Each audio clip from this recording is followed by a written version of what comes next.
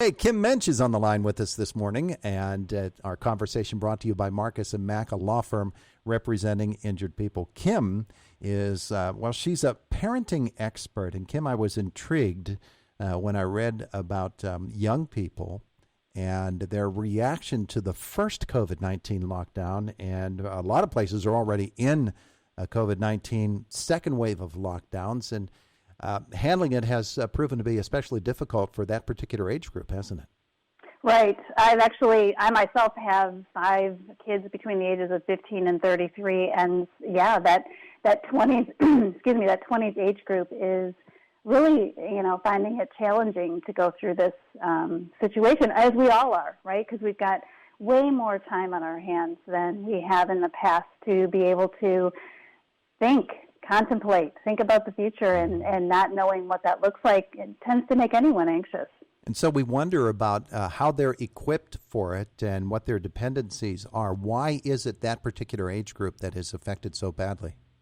I think that, to be honest with you, I think that we didn't do a great job as parents giving our kids the skills to cope, because we have not been great at taking care of our own emotional well-being over the years. So I think our kids have learned from us. And so I think one of the greatest things we can do right now is, as parents, no matter what age your kids are, to be working on your own emotional well-being so that your kids feel like they can come to you. Because our kids, they won't come to us if we're stressed, if they know that there's so much going on in our own lives. They won't bring their thoughts and worries and feelings to us. And what we need right now is some really good open communication with our family members.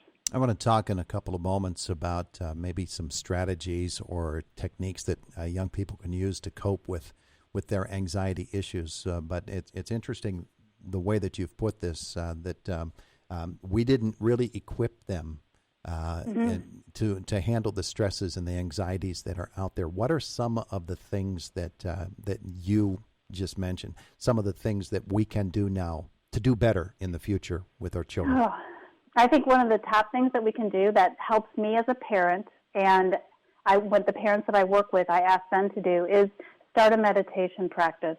It's so easy. There's so many apps for your phone now, and it's something that we can teach our kids, just learning how to settle into our breath, which may sound kind of new agey. I don't necessarily mean for it to do that. But the reality is we've got to learn how to just kind of calm our thoughts. And one of the best ways we can do that is to either reconnect with nature or to, again, start a meditation practice. And I think that's a beautiful way to, find an activity to do with our family. Let's take this on together. Let's learn how to better handle our stress. Because if we're honest, parents are stressed as well, like I said. And so if we just look at it together and we come just a little bit vulnerable with our kids and say, hey, this is an uncertain time, but together we can get through it. Let's learn, something new, something different. The other thing I think we can do, especially during this season, is to look at the world as a larger place than ourselves and to find some ways to volunteer or give back during the holidays. Sometimes when we spend so much time focused on ourselves, we forget that the world is a much bigger place and we can contribute to it. You mentioned children who are no longer children. They become young adults in their early 20s, and they have a whole bunch of new burdens placed upon them, responsibilities that they've never had to deal with, and now this comes along. What are some of the, behaviors, but certainly the ramifications of them feeling the anxieties and the stresses that they do now? How does that show itself in them? I think that it can show itself in being isolated. I think that's why it's important for us to know. I've got kids in that age range, and they don't live at home.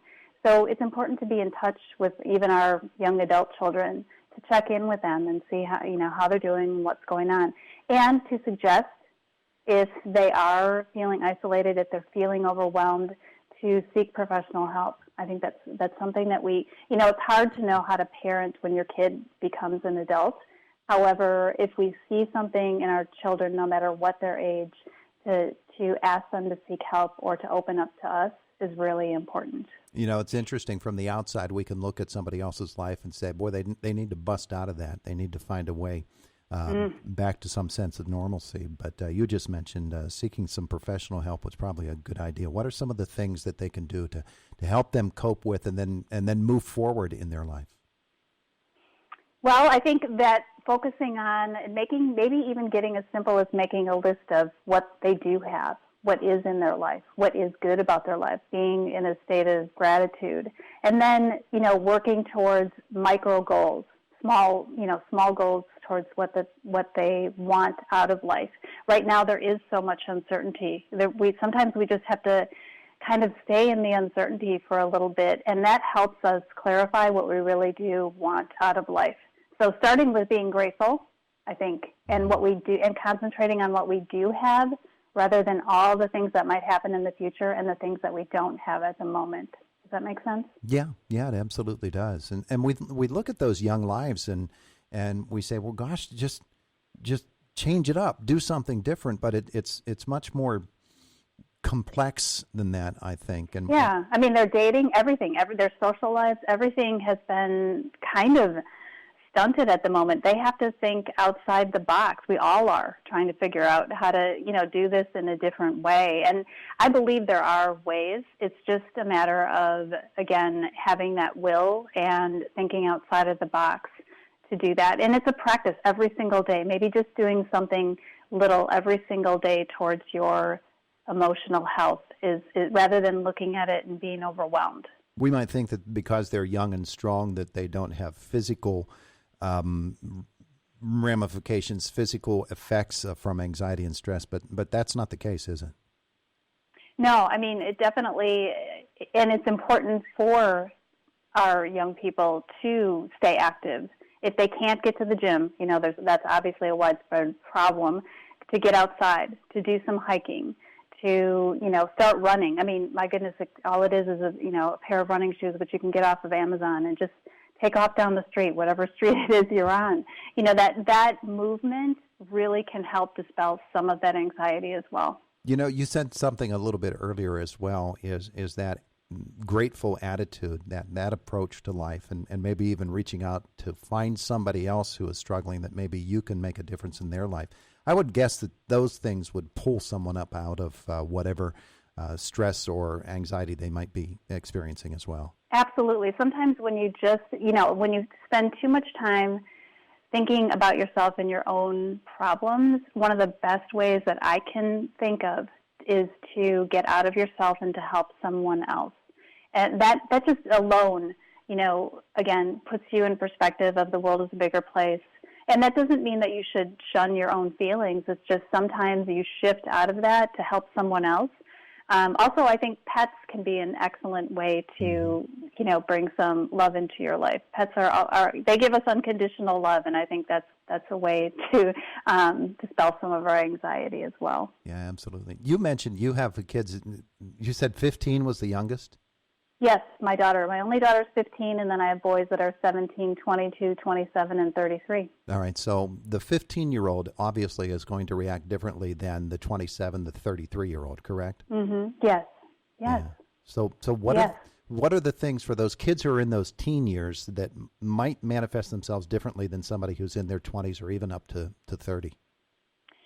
Oh, I think that the younger ones, I think they miss just as much the social aspect as the older ones. However, what I've encouraged my kids to do is we're really in a period of history making, and to document, not in a, here's what I did today kind of way, but more in a feeling way.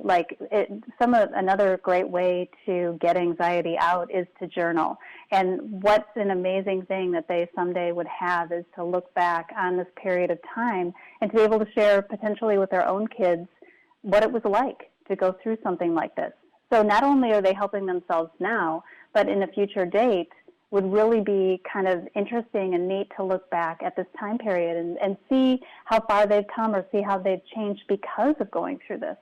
Yeah, I can see that happening. I could see them being a little bit reserved about it at first and maybe reluctant to do it. But once they start on it, then probably they're going to go through a lot of ink. Yeah, and I've actually learned to I've suggested it a couple of times and then and given them, cool notebooks or like a leather bound journal my son has, and just kind of step back and just let them kind of take it. I think the more I push it, or any parent pushes something like that, the less the kid's going to want to do it. So I've given the suggestion, given them the tools, and step back and just allow them. And I know that they're doing it. They're not doing it every day, but that's okay. Mm-hmm. They're doing it here and there and when they need to do it. So she is Kim Muench joining us here this morning in Indiana in the Morning. Can folks rely on some resource from you as well? Absolutely. You can go to my website. I write a lot about parenting teens, and I coach parents one-on-one. And my website is reallifeparentguide.com. Reallifeparentguide.com? Yes. Beautiful. Kim Muench, thank you so much for spending some time with us. You're in Dallas. What's it like there today? It is probably 32 and sunny. It's cold. Wow. We were talking to somebody in Atlanta earlier. They were 29. You're at 33. It's cold. Here we are at 30 and getting 5 inches of snow today. I guess December's like that, isn't it, everywhere? I guess it is. Kim, thanks so much for spending some time with us today. Appreciate it. Thanks for having me. Bye-bye. Bye-bye. It is the voice of Indiana County, WCCS 101.1 FM and AM 1160.